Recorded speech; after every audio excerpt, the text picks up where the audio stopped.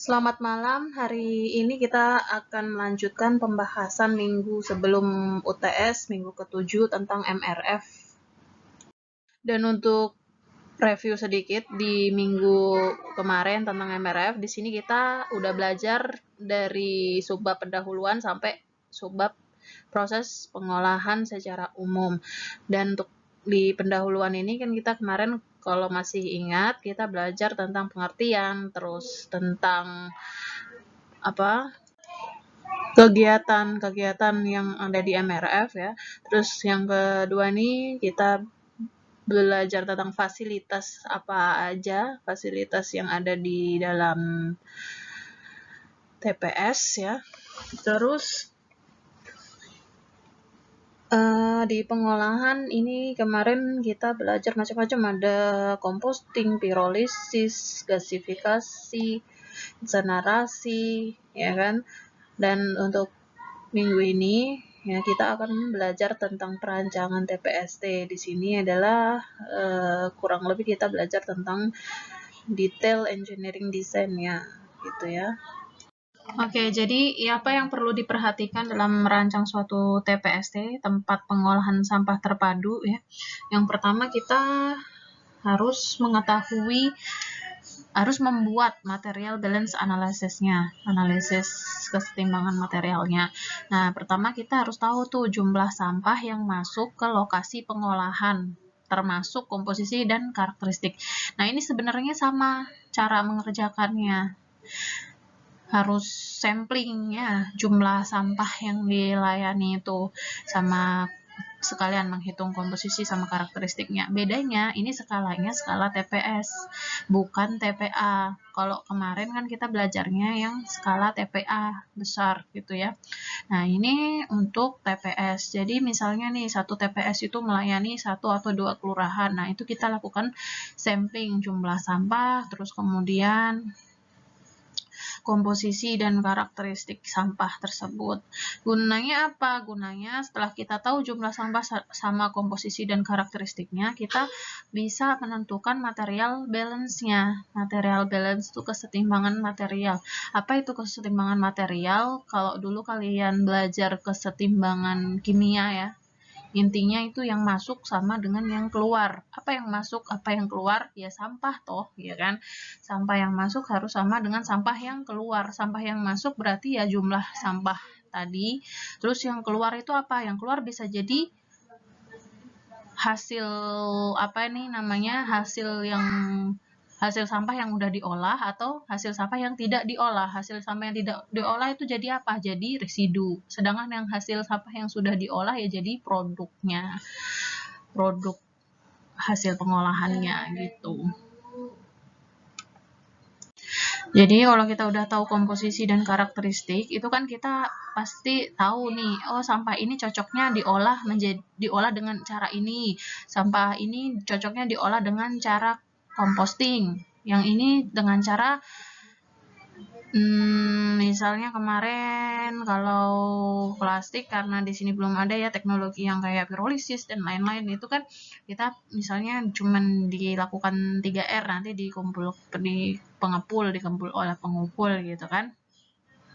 Nah, setelah kita tahu sampah-sampah yang mana yang mau diolah dengan composting, mana sampah yang mau dilakukan dikumpulkan ke pengepul.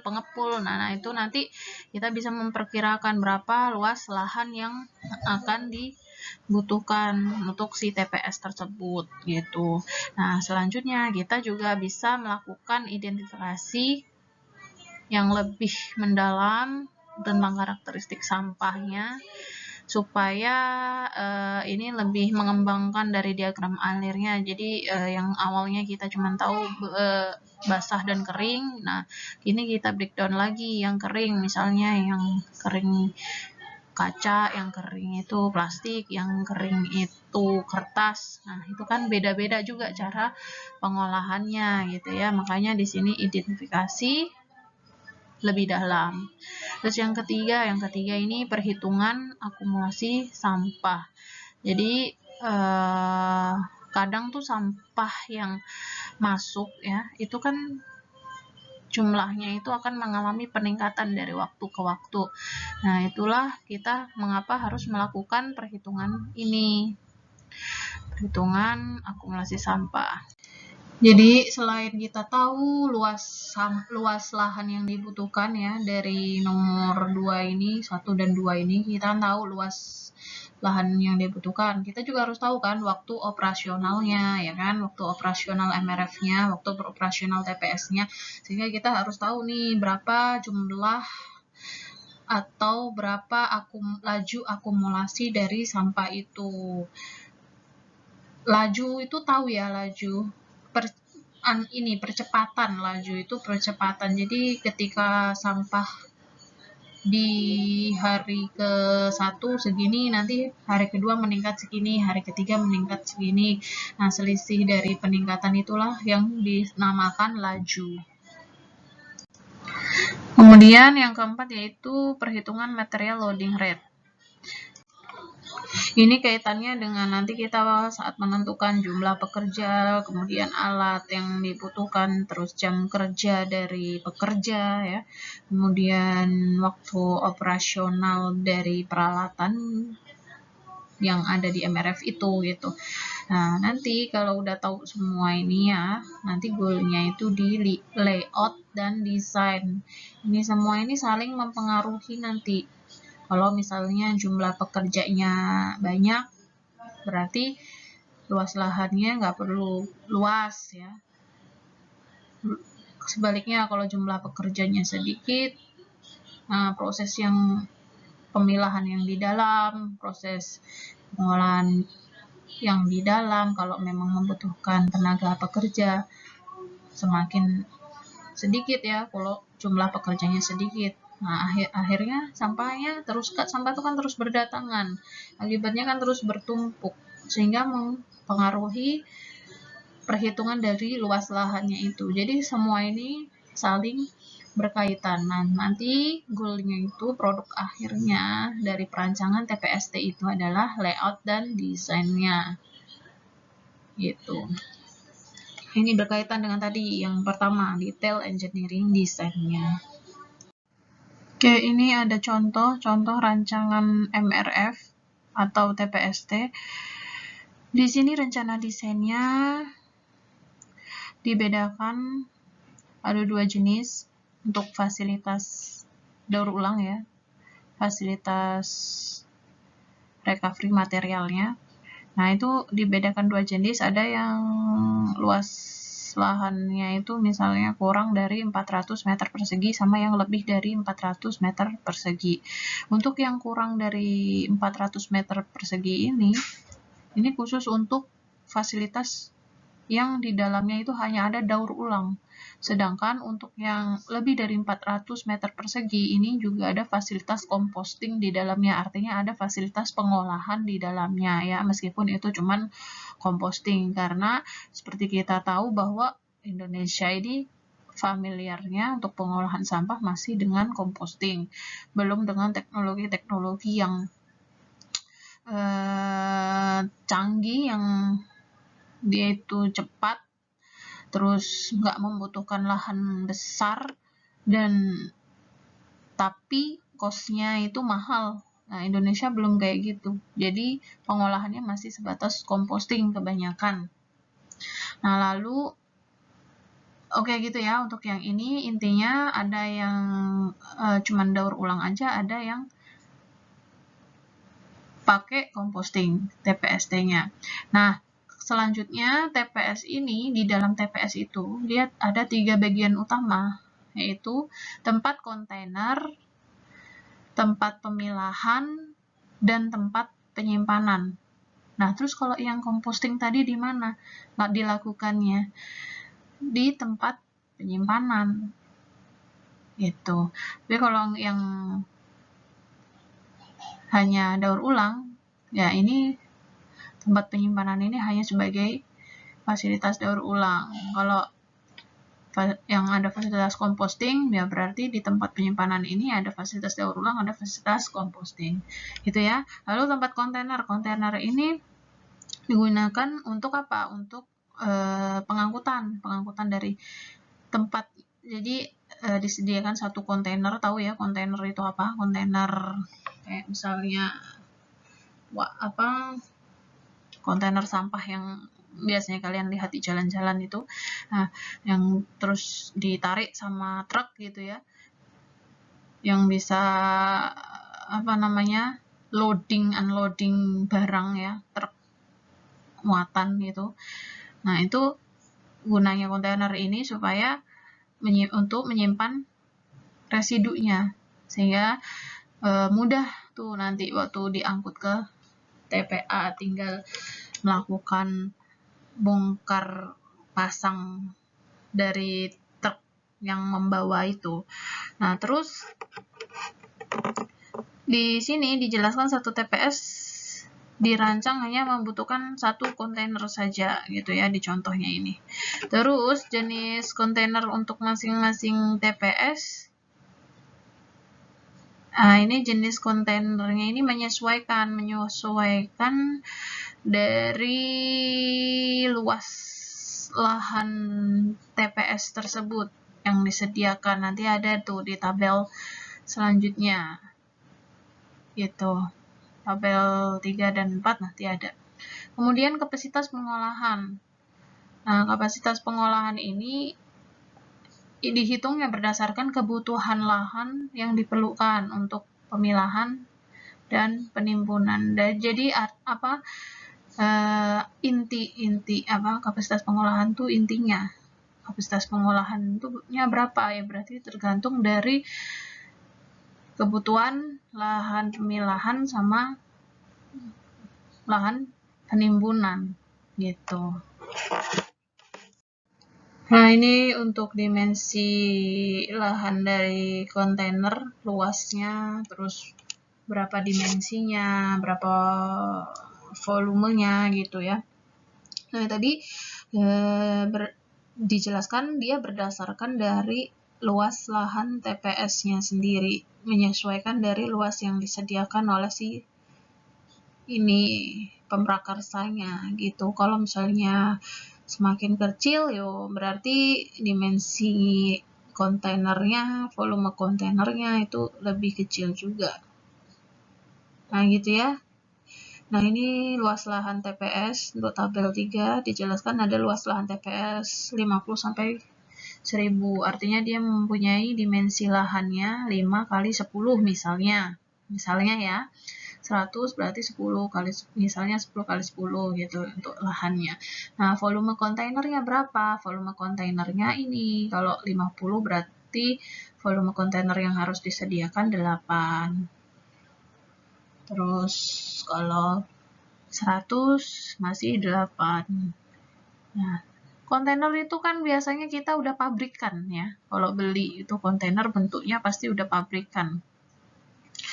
Yang kayak di galangan kapal itu kan kontainer juga ya. Nah, kayak gitu kan pabrikan. Terus kalau sudah tahu volume kontainernya, kita juga harus tahu tuh berapa luas lahan yang harus disediakan untuk menyediakan kontainer tersebut gitu ya. Kalau misalnya kita punya kontainer, nah kita kan juga harus berikan space untuk tempat pekerjanya gitu. Jadi jangan terlalu mepet. Nah, di sini disyaratkan dikasih tahu kalau 50 ya dengan volume kontainer 8 meter kubik, luas lahan yang disediakan untuk kontainer itu 20 meter persegi. Gitu ya, paham ya? Jadi misalnya ini kontainernya gitu ya. Nah, berarti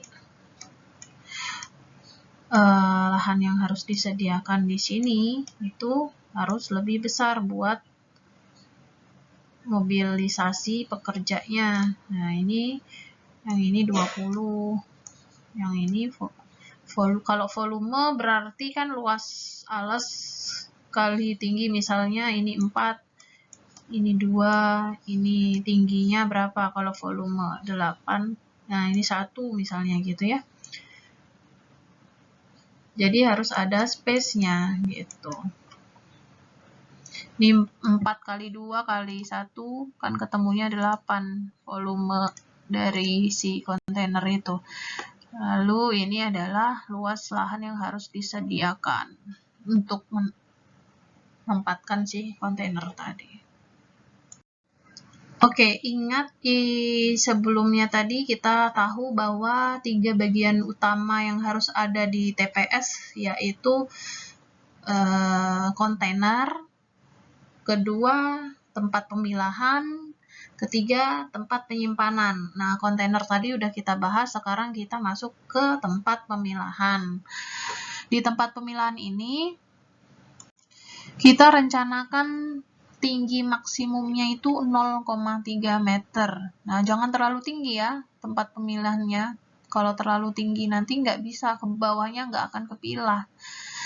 Fungsinya kan di sini untuk melakukan pemilahan. Jadi jangan tinggi-tinggi. Orang kalau mau memilah susah karena kita pasti di Indonesia tuh masih manual.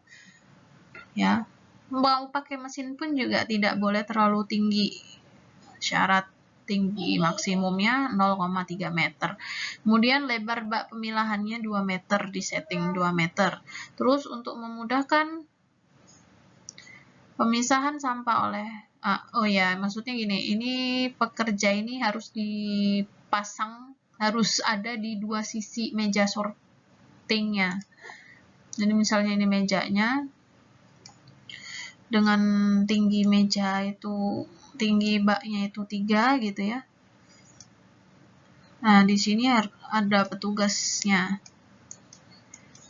di 2 sisi. Satunya berarti di sini. Gitu.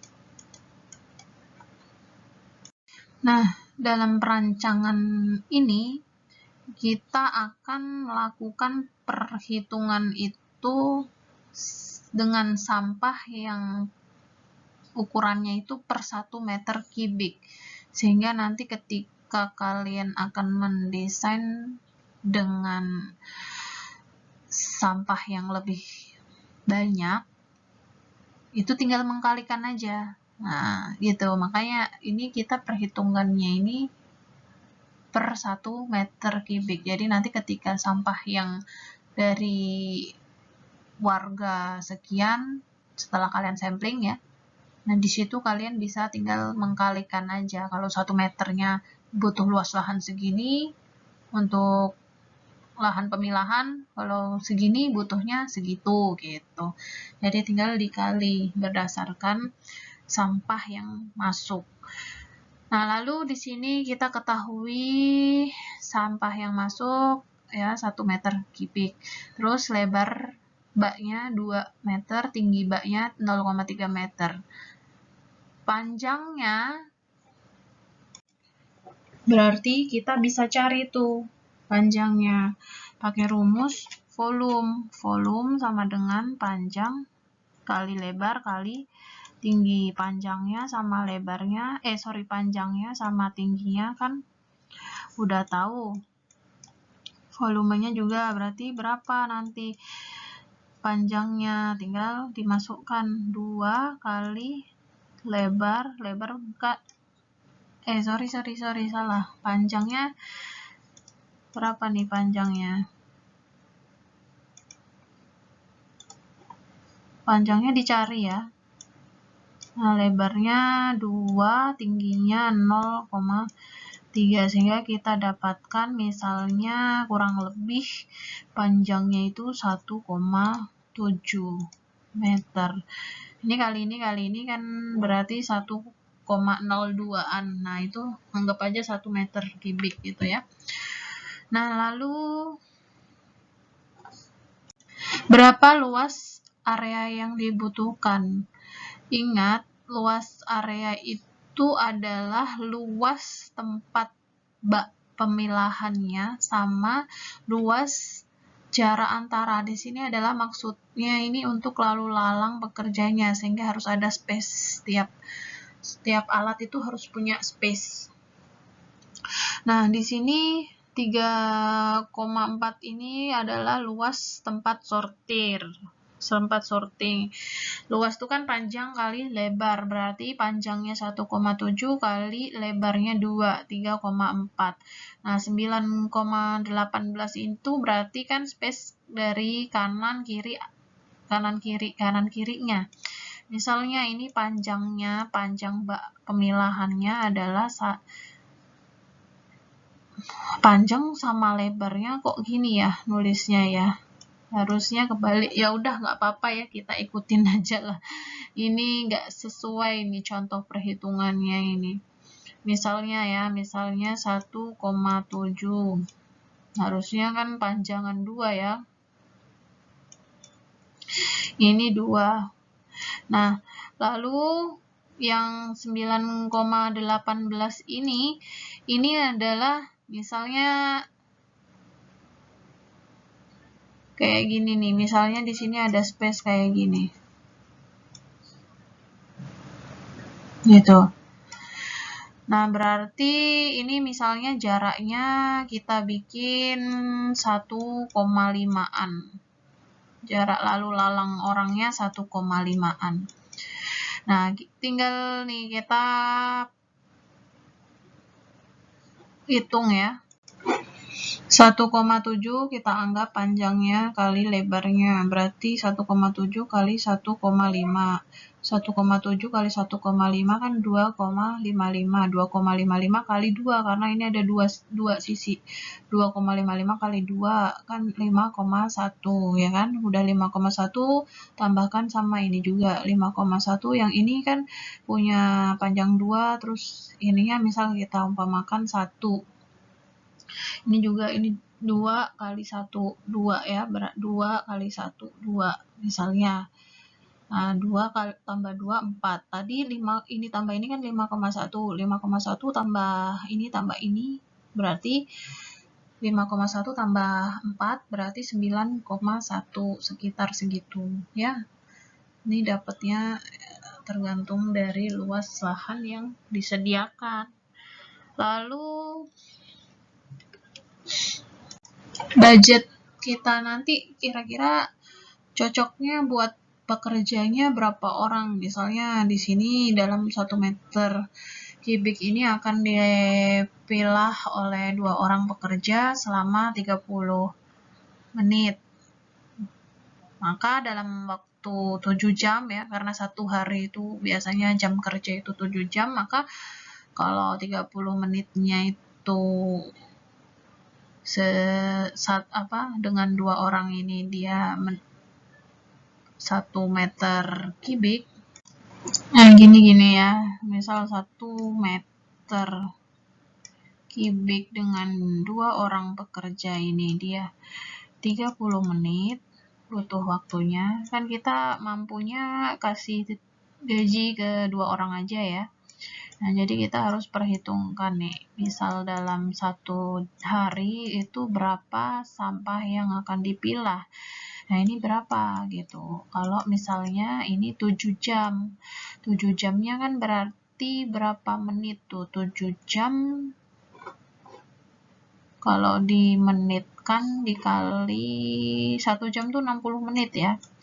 Berarti 420 menit.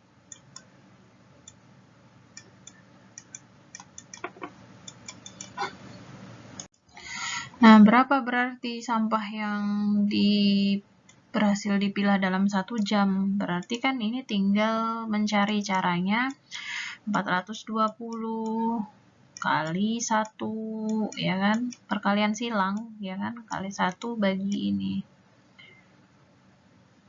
bagi 30, perkalian silang matematika dulu ya. Nah, ini ketemu nih 14 meter kubik gitu. Nah, selain kita tahu luas lahan dari MRF-nya, luas lahan dari fasilitas pemilahan, kita juga harus tahu berapa fasilitas penyimpanan yang ada di dalam MRF tersebut gitu. Nah, fasilitas yang harus disediakan ini tergantung dari masing-masing karakteristik sampahnya.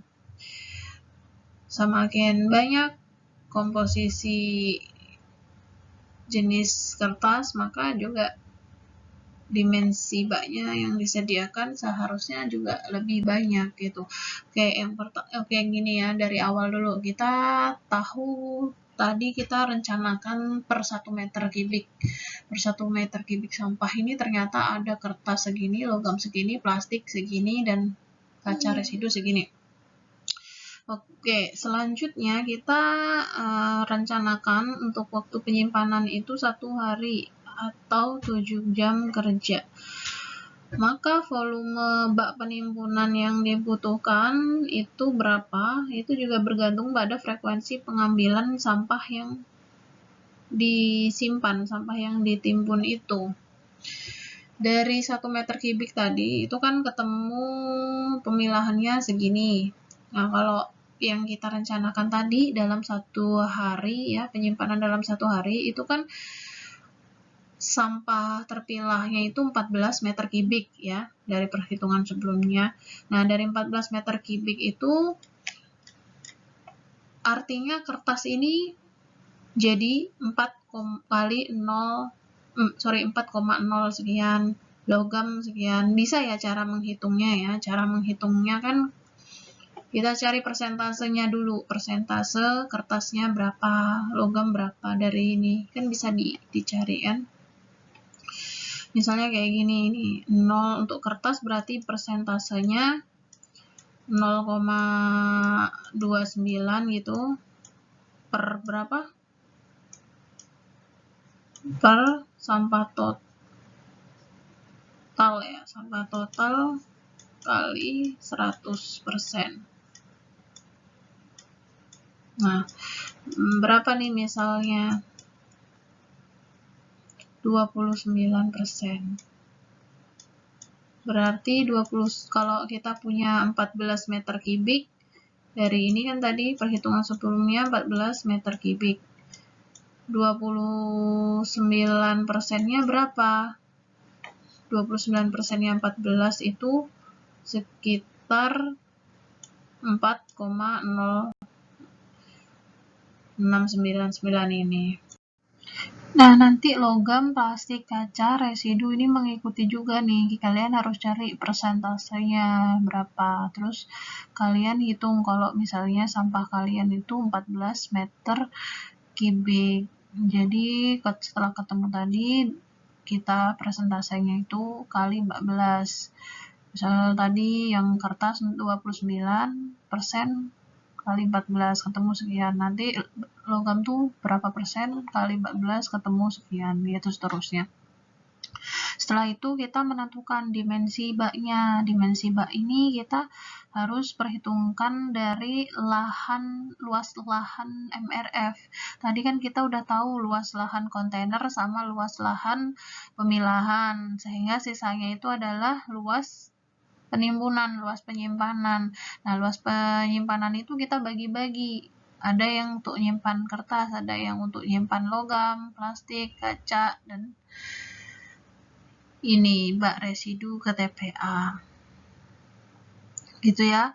Nah, kita misalnya punya nih kedalaman baknya itu 0,5 semua, berarti kita bisa cari dong luas dimensi baknya itu dengan memperhitungkan juga nih berapa jenis sampah yang dihasilkan. Nah, pokoknya kalian itu main-main aja dalam perhitungan ini, main angka ya, main angka. Pokoknya nanti itu pas gitu loh ya, balance gitu, luas-luas lahannya itu pas.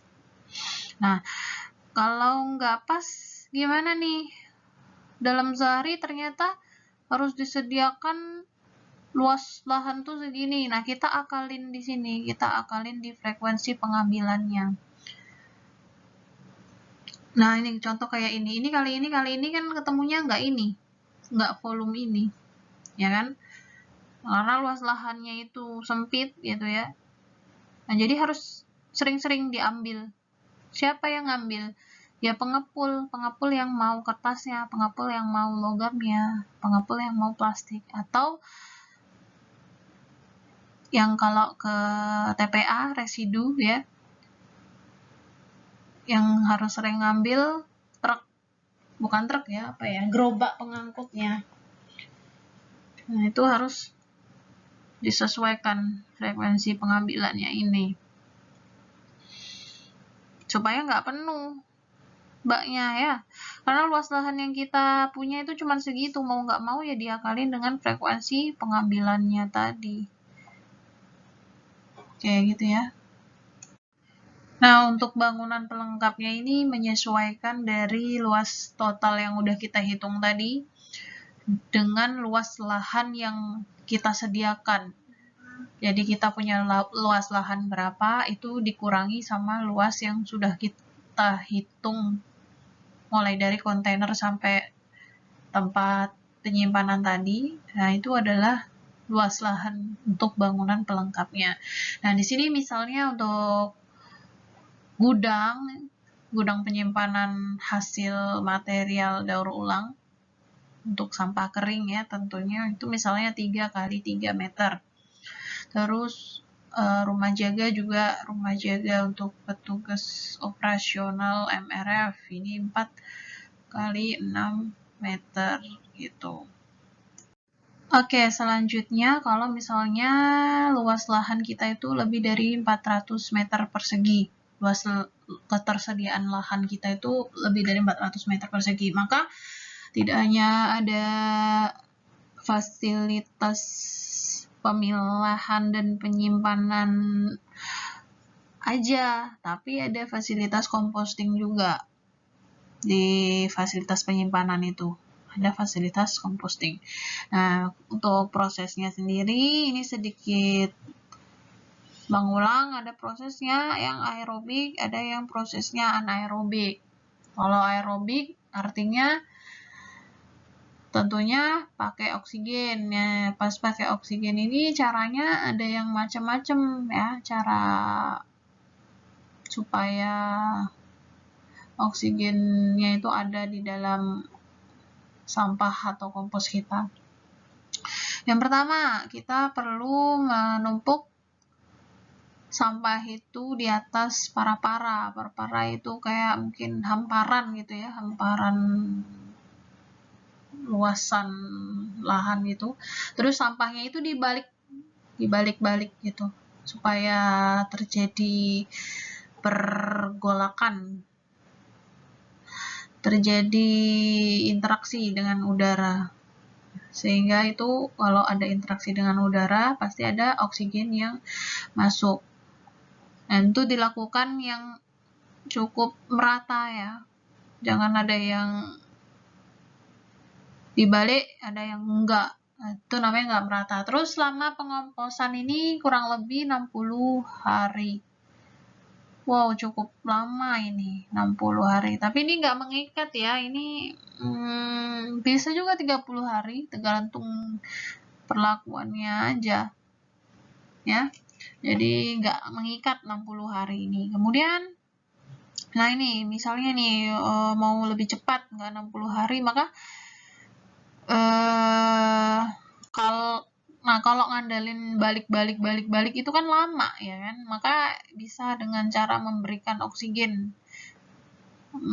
Jadi oksigennya tidak alami, dia dimasukkan oksigen ke dalam sampah atau kompos tersebut. Jadi kalau di air itu sama halnya pengolahan air itu dengan aerator, aerasi. Ada oksigen yang dimasukkan ke air gitu ya.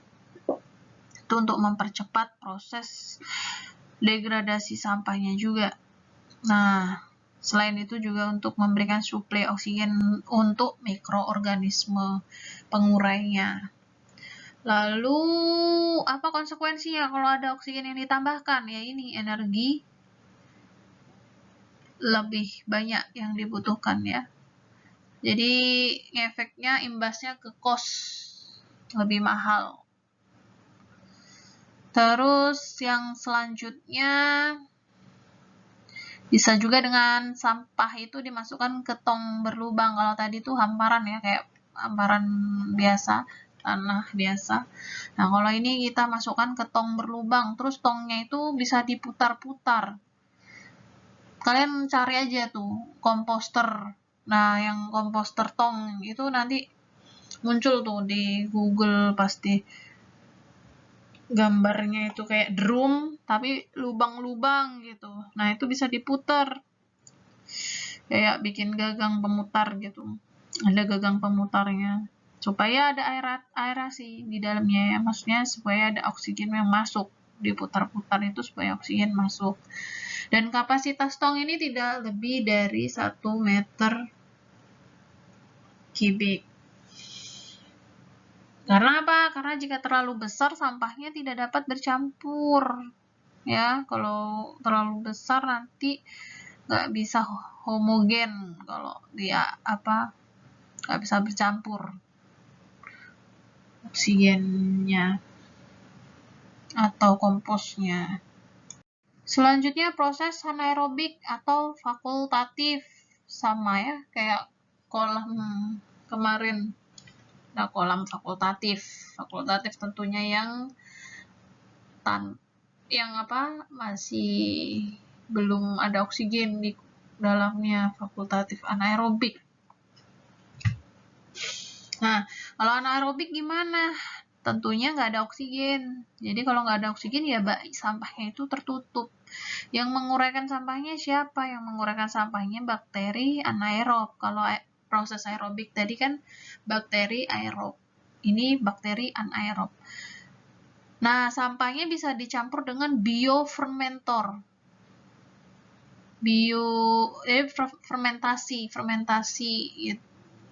Fermentasi itu berarti menambahkan mikroorganisme yang sifatnya itu memfermentasi ya. Fermentasi itu berarti mengubah bahan organik di sini yang dimaksud sampah ya. Mengubah sampah menjadi senyawa yang lebih sederhana.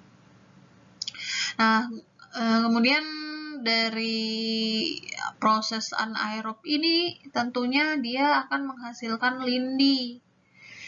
Lindinya ini kalau tadi yang aerob itu kan dia di hamparan ini ya, luas dihamparkan gitu ya. Kalau ini kan dia di bak sampah tertutup, jadi lindinya itu juga bercampur di dalamnya. Nah, kalau lindinya ini juga dia akan dimanfaatkan juga lagi untuk proses degradasinya itu, karena di dalam lindi itu banyak mikroorganisme gitu, sehingga akan membantu proses degradasinya, dan ini akan mempercepat dari proses pendegradasiannya sendiri. Oke ya.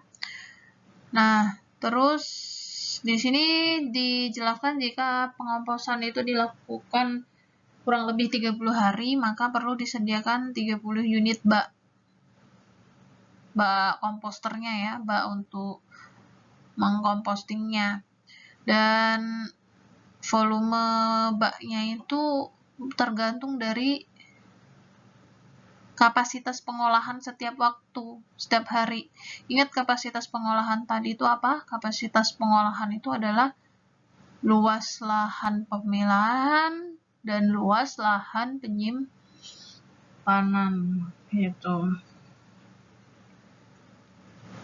Jadi tetap patokannya luas lahan yang dibutuhkan, disediakan. Nah, atau bisa juga ini fleksibel ya sifatnya. Makanya tadi kalian main-main aja dengan angkanya. Misal nih dirancangnya itu 5 hari, maka jumlah bak yang diperlukan itu berapa? Ya supaya tetap bobotnya sama yo. Dibikinnya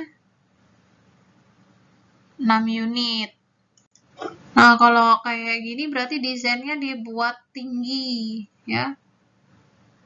Dibangunnya ke atas gitu ya, tidak meluas. Jadi kalau ini kan tinggi juga nggak apa-apa, karena dia tertutup. Gitu. Jadi sampahnya ditumpuk gitu ya. Panennya dari bawah karena paling lama gitu kan. Jadi panen waktu yang paling bawah ini paling lama karena kan tadi ditumpuk setiap hari tadi. Nah, untuk desain fasilitas compostingnya, nah di sini ada contoh rencana desainnya. Yang pertama, seperti tadi, kalau di TPS yang tidak ada composting kan fasilitas utamanya fasilitas kontainer, fasilitas pemilahan, sama fasilitas penyimpanan. Kalau di sini fasilitasnya ada kontainer, proses awal, dan lahan pematangan. Kalau kontainer sama ya, kontainer sama seperti yang tadi. Fungsinya yaitu sebagai tempat pengumpul residu yang akan dibuang ke TPA. Lalu untuk tempat proses awal ini untuk tempat pemilahan awal secara manual. Jadi mana bahan yang bisa dikomposkan, mana bahan yang tidak bisa dikomposkan. Misal nih sampah basahnya datang, itu kan kadang ada sampah-sampah yang dari sumber pohon, batang pohon, itu kan susah dikomposting. Nah, sehingga itu dipisahkan gitu. Atau ya bahan-bahan yang basah tapi yang memang dia itu nggak cocok kalau dikomposting karena lama prosesnya nanti. Sehingga itu harus dipisahkan di sini. Kemudian untuk pencacahan, setelah dilakukan pemisahan ya mana yang bisa dikomposkan, itu dilakukan pencacahan hingga ukurannya 2 cm. Nah, lalu di sini dicontohkan sistem composting yang terpilih. Ada alternatif 1, pilihan 1, ada alternatif 2, pilihan 2. Nah, untuk alternatif 1 ini jika composting dilakukan secara anaerob atau fakultatif. Dan ini dilakukan dengan penambahan inokulum EM4. Jadi bakteri anaerob ya, EM4 ini adalah bakteri anaerob. Dan waktu proses composting disetting selama 30 hari. Untuk alternatif 2, ini dilakukan secara aerob dengan windrow composting terbuka. Windrow itu alat yang digunakan untuk composting secara aerob ya. Nanti ada contoh alatnya. Dan itu juga dilakukan penambahan inokulum EM4, tapi bakterinya ini bekerjanya nanti disetting secara aerob, dibiasakan, diadaptasikan dengan aerob. Kalau yang ini EM4-nya diadaptasikan ke yang anaerob. Jadi bakterinya menyesuaikan, nanti ada fase-fase penyesuaian juga dari si bakterinya. Lalu kemudian untuk waktunya sama 30 hari. Jadi yang mau dihitung di sini itu adalah luas dari area pemilahan ya. Terus luas area pencacahan dan pematangan. Kalau kontainer tadi kan sama ya. 1 TPS ada 1 kontainer dan itu tergantung dari luas lahan yang disediakan, luas lahan total yang disediakan. Jadi ini untuk pemilahan dan pencacahan aja contoh perhitungannya. Nah, ini dilakukan sama kayak tadi, diumpamakan 1 meter kubik, sehingga nanti tinggal menyesuaikan aja. Misal sampah yang dihasilkan gitu. Oke, masuk ke lahan sorting, lahan pemilahan. Awal volume sampah input 1 meter kubik, terus bak sortingnya itu 0,5. Kalau tadi bak sortingnya 0,3 ya, kalau nggak salah ini 0,5. Oke, nggak apa-apa ya. Nah, terus luas bak sorting ini beda. Jadi yang tadi itu kan kenapa 0,3, dia itu sampahnya sangat bervariatif. Ada kertas, kaca, terus apalagi plastik gitu, besi gitu ya. Kalau ini kan cuman sampah basah aja, dan itu jenisnya cuman daun tanaman atau mungkin kayu yang memang sumbernya itu yaitu gitu. Cuman ukurannya aja. Kalau misal nih kayu gitu ya, kan gede-gede kok. Nah, itu susah. Jadi mudah lah dilihat kalau di sampah basah ini. Beda sama sampah kering tadi. Jadi ini kedalamannya 0,5 meter nggak masalah. Kalau tadi 0,5 meter takutnya kedalaman, ya kan? Oke, luas bak sorting berarti karena ini volume tahu, kedalaman tahu, tinggal dibagi, dapat luas 2 meter persegi ya. 1 dibagi setengah. Lalu panjangnya ini 2. Nah, ini tergantung dari ini juga ya. Tipe lahannya. Jadi menyesuaikan panjangnya. Yang penting ukurannya ini kali ini, panjang kali lebar itu sama dengan 2. Lalu luas total, ingat luas total itu ada luas jarak antara. Sehingga di sini luas baknya 2 ditambah 10, luas jarak antaranya sama dengan 12 meter persegi. Ini sama seperti tadi, apabila dalam 1 meter kubik ini yang akan dipekerjakan itu untuk memilah itu 2 orang, maka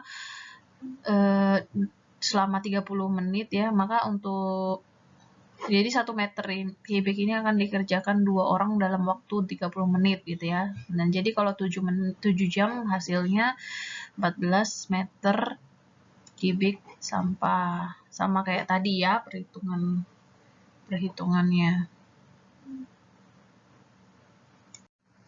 Oke, selanjutnya adalah fasilitas pencacahan, di mana fasilitas pencacahan ini untuk menghitung luas fasilitas pencacahan itu tentunya ada alat ya, sama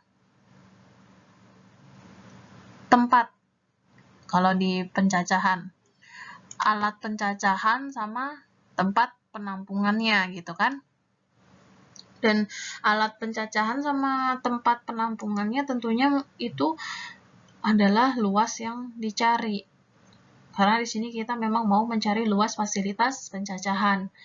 Oke, dari awal dulu ya, volume bahan yang dicacah. Volume bahan yang dicacah ini berarti sumbernya dari mana? Dari hasil pemilahan tadi. Kan sampah yang masuk udah dipilah. Mana yang bisa dikomposting, mana yang enggak. Nah, dari 14 meter kubik tadi, ternyata yang bisa dikomposting itu 80%-nya. Jadi yang dicacah adalah 80%-nya toh. 80% dari 14, 11,2. Kemudian kita sesuaikan kapasitas alat pencacah ini dengan sampah timbulan sampah yang masuk ke kita juga gitu. Jadi kalau kira-kira kalau mau beli alatnya juga lihat tuh dalam sehari itu kita mampunya itu tadi berapa, 14 meter kubik ya kan. Berarti kita harus sedia alat itu yang kapasitasnya 2 meter kubik per jam. Bisa kan, kali 7 jam kerja itu kan 14, oke? Nah, untuk dimensi alatnya ini menyesuaikan dari tipenya juga ya, tipe alatnya, merek alatnya, dan kebutuhan kita juga gitu ya. Nah, misalnya nih panjang kali lebar kali tingginya untuk dimensi alat ini segini, 1 kali 2 kali 1. Terus jam operasionalnya kan 7 jam tadi. Dan maka sampah yang dicacah 14 meter kubik per hari. Oke. Terus kebutuhan luas penampung hasil cacahan. Kebutuhan luas penampung hasil cacahan ini kalau dilihat dari nilainya, ini berarti kebutuhan luas penampung ini di settingnya itu untuk 1 jam. Ya, untuk 1 jam. Karena kurang lebih ya, karena ini kalau dari volumenya aja panjang kali lebar kali tingginya 1,5. Nah, ini berarti cukup untuk menampung hasil cacahan selama 1 jam. Jadi tadi alatnya 1 jam itu kan menghasilkan 2 meter kubik, ya kan? Nah, setelah dicacah, volumenya itu pasti berkurang kan? Nah, berkurang, makanya di sini cukup dengan 1,5 meter kubik. Ini kalau dikali panjang lebar tingginya. Nah, kemudian udah punya nih kita data-datanya, kita hitunglah luas totalnya. Luas totalnya itu luas penampung tambah luas alat. Nah, jangan lupa selalu ada jarak antara untuk mobilisasi tenaga kerjanya. Nah, luas penampung panjang kali lebar. Ini panjangnya 1, lebarnya 1,5, jadi 1,5. Luas alatnya panjang kali lebar 1 kali 2, 2. 13 ini luas jarak antara, menyesuaikan dengan luas lahan yang tersedia. Oke, tinggal dijumlahkan, hasilnya 16,5 meter persegi. Nah, selanjutnya untuk luas areal pematangan, kan setelah dicacah itu dimatangkan, ya kan, dikomposkan. Nah, untuk volume tadi kan ini ditulis ulang, volume hasil pencacahan kan 11,2 meter kubik per hari. Ini ya secara secara perhitungan secara umumnya. 80% dari 14, 11,2. Terus desain waktu pengomposan desainnya direncanakannya 30 hari. Perhitungan luas area compostingnya bagaimana? Nah, dari volume tadi ya 11,2 kali 30. Jangan lupa karena kan ini kan mau diinikannya 30, dimatangkannya 30 hari. Jadi tempat itu bakal kepakai selama 30 hari. Gitu ya. Sehingga di sini dikali 30 hari. 336 meter kubik. Tingginya 1,2 meter. Lebarnya 1,5, panjang baknya 186. Sekali lagi, ini menyesuaikan dari lokasi kalian. Sehingga waktu kita main-mainin angkanya itu ya harus sesuai dengan bentuk denah, bentuk tempat, bentuk lahan yang tersedia itu gitu. Lalu luas areanya berarti luas bak, maksudnya ini luas bak composting ya. Luas bak compostingnya ditambah luas jarak antara. Luas jarak antaranya jangan lupa. Nah, luas baknya berarti panjang kali lebar, mana panjangnya? 186, lebarnya 1,5, ketemu 279. Luas jarak antaranya 375. Ini luas jarak antara tadi, ingat ya, sekeliling-sekelilingnya tadi. Sekeliling-sekeliling baknya. Oke, hasilnya 654 meter persegi.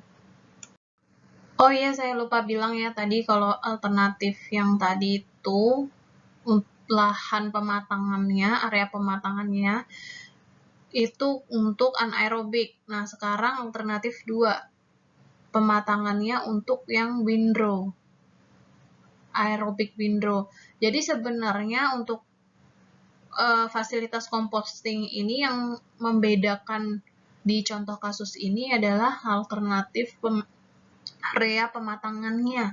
Kalau area pemilahan sama area pencacahan dia masih sama, bisa dihitung sama, nggak perlu dialternatifkan.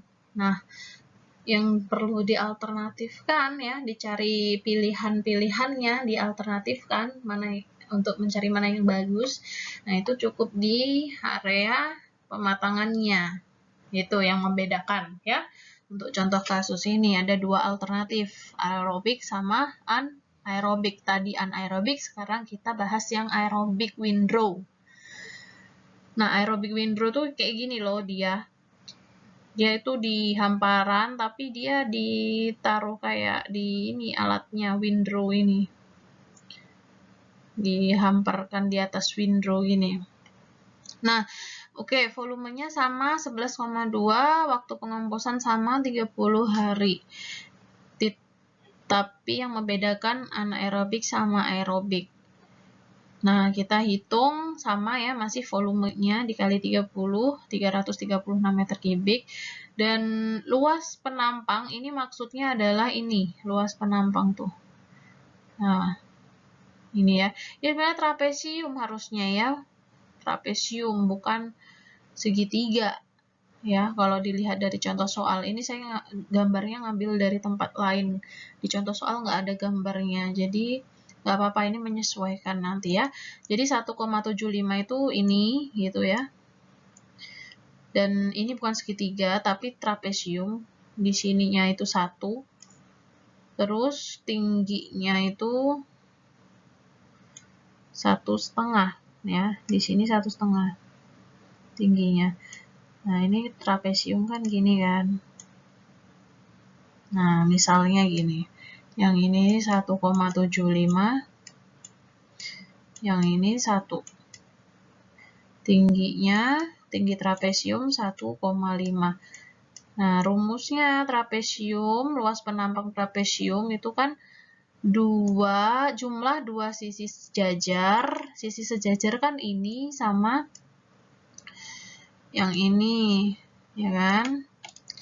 Jumlah sisi sejajar 1 tambah 1,75. Nah, ini atau 1,75 tambah 1. Dan dibagi 2 dikali tinggi 1,5. Jadi kan jumlah luas penampang trapesium adalah jumlah sisi sejajar. Sisi sejajar ya, sejajar tuh gini. Dibagi 2 kali tinggi. Nah, ketemu 2,0625 atau 2 kita bulatkan. Kebutuhan panjang tumpukan. Nah, panjang tumpukan yang mana tuh? Panjang tumpukan yang ke sana nih. Ini kan kelihatan panjang, ya kan?